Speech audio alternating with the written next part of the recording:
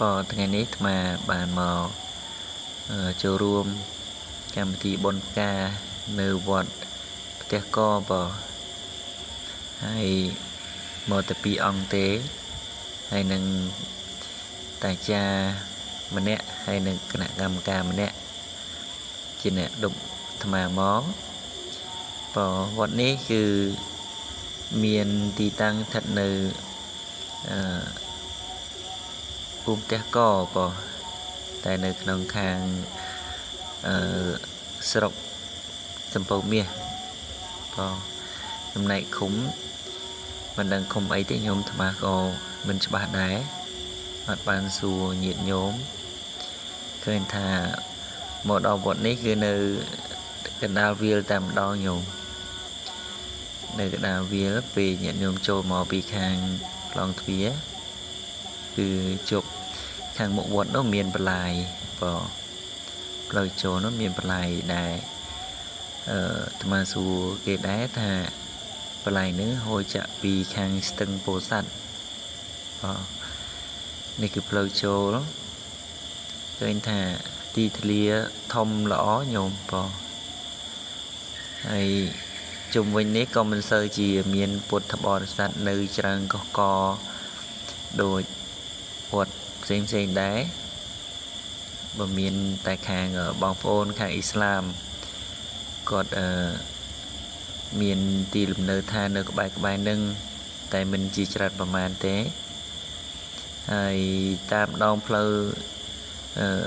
ទៀតសោតញោមអាត្មាសង្កេតឃើញថាខែនេះគឺទេសភាពខៀវខ្ចីប្រកបទៅដោយភាពស្រស់ស្រាយខ្យល់អាកាសត្រជាក់បងហើយអមរួមនឹងសំឡេងសត្វកង្កែបក្អាត់និងបាក់សីបាក់សាជាច្រើនបងហើយស្លាស់មុខស្លាស់មាត់មួយយ៉ាងដែរញោមបងបានមកទីវាលម្ដងគឺមានអារម្មណ៍ថាស្លាស់បងស្លាស់នឹងខ្លួនហើយអារម្មណ៍ក៏ស្រស់ស្រាយទៅតាមធម្មជាតិ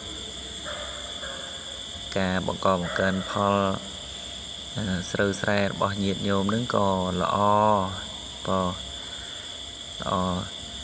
ហើយនៅទីជនបទនេះ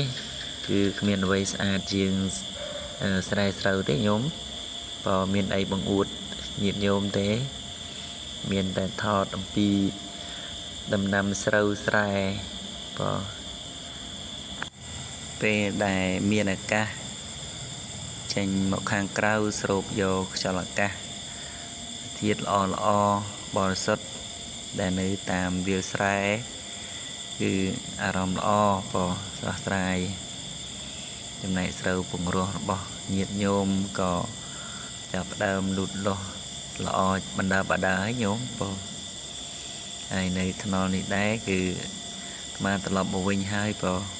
ត្រឡប់វិញហើយមកខាងទឹកដីឃុំកំពង់ពោធិ៍យើងវិញហើយប៉ុន្តែនៅខាងកើតភូមិរលួសបងភូមិរលួសទេសភាពត្រង់នេះគឺអាត្មាបានឈប់សម្រាកហើយម៉ូតូឌុបគាត់ឈប់សម្រាកគាត់ចង់ថតដិតយកជាវីដេអូ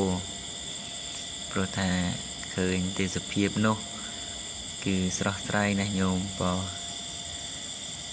បែបស្រស់ស្រាយគឺមានតែប៉ុណ្្នឹងញោមហើយផ្លូវមកខ្សែនេះដែរក៏ទើបតែស្ថាបនាទេហើយជាបាត់1ឆ្នាំហើយញោមបងពីមុនមកតាមនេះគឺអត់មានផ្លូវទេបងអត់មានផ្លូវទេទើបតែធ្វើបានរយៈពេល1ឆ្នាំជាងបងតែមើលទៅសភាពថ្នល់គឺនៅមិនមានការខូចខាតអីទេនៅល្អស្អាតណាស់បងហើយមកទីនេះគឺវាមើលទៅឃើញភ្នំវាលស្រែមានអមទៅដោយដើមត្នោតគឺស្រស់ស្អាតមែនតែនបងបើញាតិញោមមានឱកាសដោះលែងខ្លួនឯងខ្លះសម្រាប់ពីការងារក៏ ai nôm chực rùa xa bong ôn ấy màu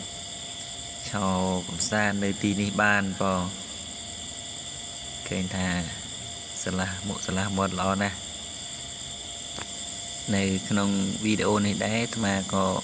mình miên là vây chia chạy lên cho nữa té bò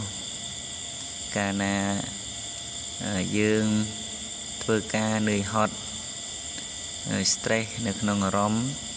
ញាតិញោមអាចដោះលែងខ្លួនឯងខ្លះមកស្រូបយកខ្យល់អាកាសល្អនៅតាមទីវាលស្រែចម្ការឬតាមព្រៃភ្នំផ្សេងដើម្បីឲ្យខួរក្បាលរបស់យើងមានការសម្រាកដូចជានេះជាចំណីអារម្មណ៍ចំណីចក្ខុមួយដែលអនុញ្ញាតឲ្យខ្លួនឯងបានសម្រាកខ្លះក៏ជារឿងដ៏ប្រសើរមានញោមខ្លះរវល់នោះរវល់សឹងថាគ្មានពេលបានសម្រាកទេ